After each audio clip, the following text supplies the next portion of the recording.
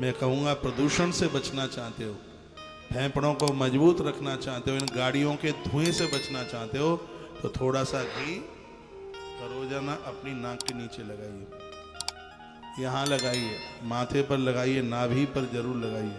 नाभि पर घी लगाओगे पेट में गैस नहीं बनेगी। ये घी बड़ा कमाल करता है। किसी के पेट में बहुत ज़्यादा गैस बनती है, 20-25 ग्राम घी लीजिए, गर्म हो जाए, उसमें एक लाल मिर्च साबुत डाल दो।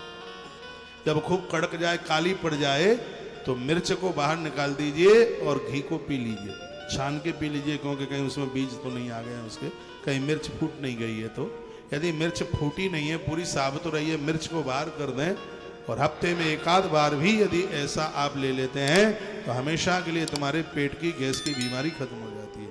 और ये पेट में गैस बनना बड़ा खतरनाक है। इसी से समय आने पर, टाइम आने पर हार्ट जैसी बीमारी, हार्ट अटैक जैसी बीमारियां हो जाती हैं। तो स्वास्थ्य का ध्यान रखना बहुत ज़्यादा जरूरी है।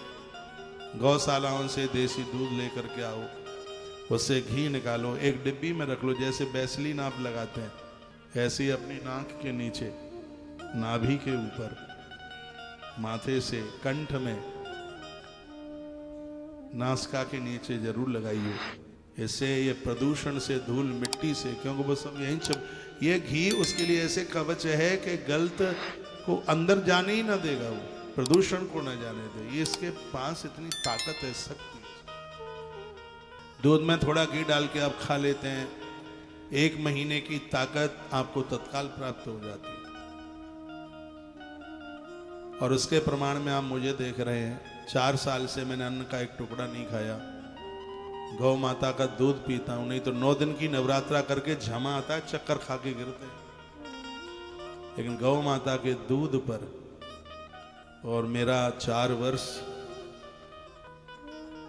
मेरा निकलने को जा रहा है, और कहीं मुझे ऐसा एहसास नहीं हो रहा है कि कहीं मुझे ऐसी कमजोरी हो रही हो। 4 साल से कथा को विराम नहीं दिया, कथा बराबर चल रही है, पौष्टिकता मिल रही है। सर्व आहार गौ माता का दूध है। आपको ना पता हो तो मैं बता दूं आपको, गौ माता के दूध में टोटली ड्राई फ्रूट, गौ माता के दूध में पूरे के पूरे फल, गौ माता के दूध में पूरी दालें, गौ माता की दूध में सगरे वनस्पति, और गौ माता के दूध में सगरे अन्न। जितने अन्न हैं उन सबको तुम नहीं खा सकते, लेकिन यदि गौ माता का दूध पिया है आपने तो सगरी दालें, सगरे अन्न, संपूर्ण प्रोटीन आपके शरीर के अंदर होगी। इसलिए इसको सर्व आहार कहा गया।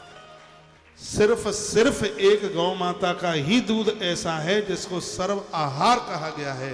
दूध के पीने से आदमी की जोत के लिए दालों की जरूरत है, और मैं दाल नहीं खाता क्योंकि दाल उपवास में नहीं आती। इसलिए 4 साल से मैंने दाल का एक दाना जीभ पर नहीं रखा है। बिल्कुल भगवान की पवित्र व्यासपीठ पर बैठा हूं। दाल आंख को रोशनी देती है, दाल की जरूरत नहीं होती तो फिर दाल बनाई क्यों? अन्न की जरूरत नहीं होती, बाजरे की, जौनरी की, गेहूं की, चना की यदि जरूरत नहीं होती तो फिर इसको बनाया क्यों?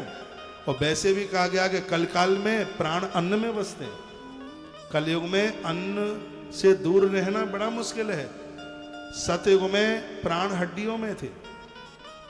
आदमी का चमड़ा उधेड़ लो, जब तक उसके पास हड्डियां तब तक उसकी मौत नहीं होती थी। त्रेता में प्राण मांस में रहते थे, द्वापर में प्राण चमड़ी में रहते थे, और कलयुग में प्राण अन्न में बसते हैं। यदि उसको अन्न से दूर कर दिया जाए तो कुछ समय के बाद वो झमा खाकर कमजोर होकर के